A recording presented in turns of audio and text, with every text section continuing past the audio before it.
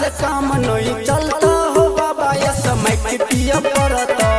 गाजा से काम नहीं चलता हो बाबा ये समय के पिया पड़ता।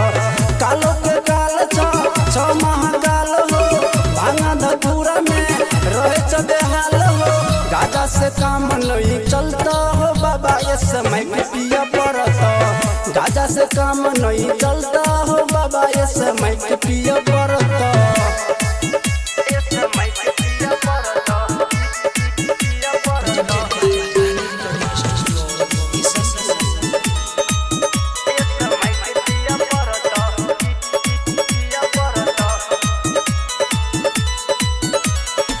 हरदम रहे चाहो के तू मातोर चिलो में गाजा रहे चाहो भरल हो बाबा।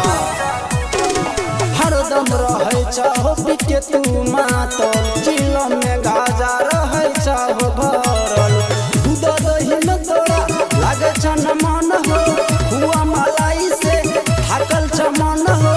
बिना पियल मूड नहीं बनता हो बाबा ये समय के पिया पड़ता।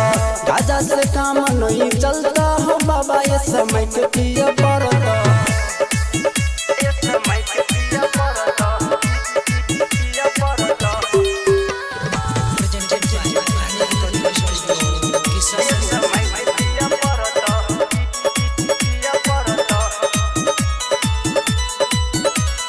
सब दिन पिए चाहो भांग और गाजा अबरी पिलै बहफिन वाला माजा हो बाबा सुने छ।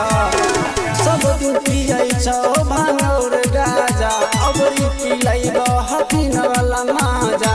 सब ठगटिया पे दिया दिया न हो तोरे कृपा से चले दुनिया जहान हो। जीवन से काम नहीं चलता हो बाबा ये समय के पिया पड़ता।